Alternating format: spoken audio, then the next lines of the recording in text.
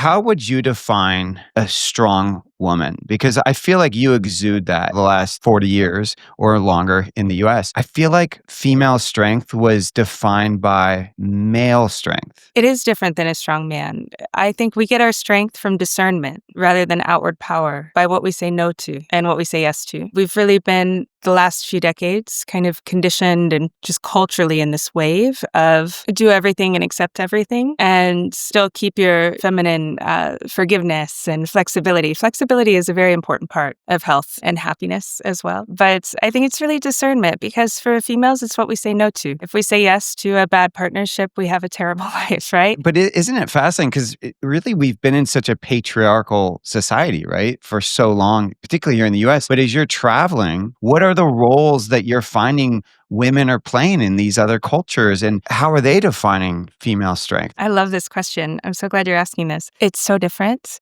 because we would probably from the outside define most of the places that I go to, if not all, patriarchal, but it doesn't come with the negative connotations that we have. And it doesn't come with the negative results either. So it's very, very different. Females are very discerning. They know what they bring and what they want.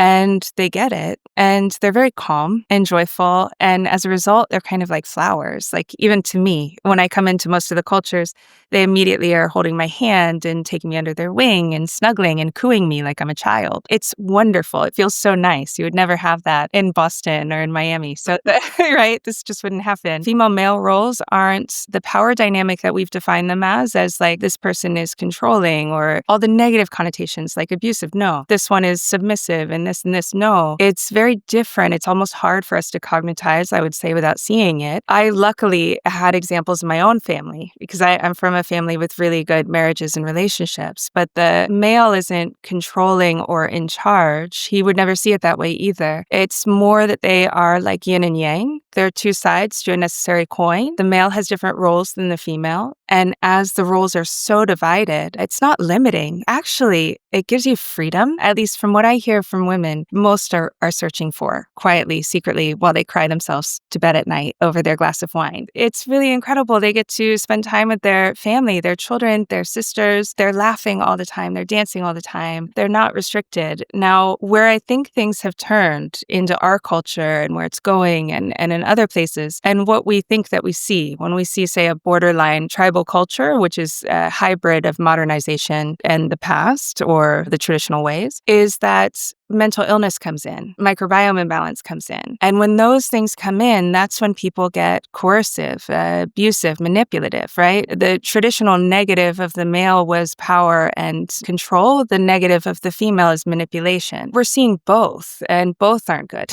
So we get more and more of that as I see more mental illness set in and more overall imbalance. And I think that could happen even without a big change in diet, like we've seen in diet and lifestyle. A female, our hormones, we require very different things than the male hormones do. We get rewarded by different things. We get punished hormonally by different actions. And what makes a female spin out is not having safety. And safety is not to be found today. It's not found in your own career. If you get sick, you have no safety. Traditionally, the safety was provided by the whole community to the females and to the children. It wasn't just to their marriage. If something happened to the husband, then his family took her in. She was never abandoned. This kind of we can all do it ourselves has caused a great rift in what we think each gender is there for and what they can provide and what they're good at and what they're bad at. And it's all honestly so skewed from what it's meant to be. At Weston A. Price this year, I talked about this a bit, and I had to bring it into tropical birds because I thought, knowing the humans I know, who's going to hear me from the level that's not theoretical instead of just hormonal? And so I was like, well, let's use tropical birds because when we watch nature documentaries,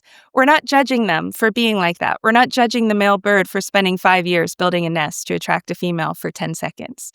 You know, like we're not judging them for that. We're not saying it from a theoretical standpoint. It's very, very hormonal as to what's going on. And it actually is with us too. When I've been in men's groups, for example, one of the first things we do is we create a safe container. And what I hear you saying in a sense is that one of the dysfunctions that's happening societally is that we're not creating a safe container for the society. Yes. We're focusing so much on maybe personalities, individualities, that we're actually not at first creating a cultural safe container or a societal safe container. And I think about this thing when I first met my wife, who's Canadian, and I don't think she actually feels this way anymore. But when I first met her, she said, in Canada, I feel like the country's got my back. And I think she was thinking about, from the medical standpoint, there's services for them, right? And then she was like, but in the US, I feel like it's the Wild West. Like, I don't feel safe. I would agree. Having lived in many other countries, it feels very unsafe in America. And it's unsafe in funny ways, right? We often think of unsafe as like robber or violence, this kind of thing. But actually, the human body, what it registers as feeling safe, what it hormonally responds to safe versus threat, is so different than what we think. Being inside is a threat to the body. It pumps out more stress for that than most things we could think of. So it can be very subtle things like not eating at the same time every day, not having loved ones around constantly to hear and to smell, sleeping alone. These kind of things create a great deal of destabilization. And when you couple that with our modern health conditions without safety net of any kind of shelter when you're sick or care when you're sick, that means you're very reliant on the very few people that you were raised with, and that they're mentally stable and healthy enough to take care of you as well. So it's a very shaky system. It really is. And for females, when they provide for themselves, and I mean shelter, food, care for the children, we're talking from a scientific hormonal standpoint. We're not talking from a theoretical. The cortisol is very, very high. The reward is not there. It's a bit of a punishment. It can be done. We obviously can do it, but it does take a toll. And we're seeing that, especially around perimenopausal years. The cortisol has become too much of an issue for phase 2 and 3 of the liver, and we have a lot of penalties for that. In contrast, when men struggle, of course, there's a cap as well. But when you go and you work towards something, you get a huge hormonal reward. So it's a very big difference. We get rewarded with nurture, you get rewarded with output. And so the fact that we're all kind of pretending that we're all the same, it's causing huge issues to both genders. And both genders are paying the price with dealing with each other and with ourselves. No one feels too good or too happy. If you enjoyed the clip from the podcast, make sure to check out the next video up here, or head over to watch the full episode down here. And before you go, don't forget to hit the subscribe button. Come on. Yeah, thanks for watching.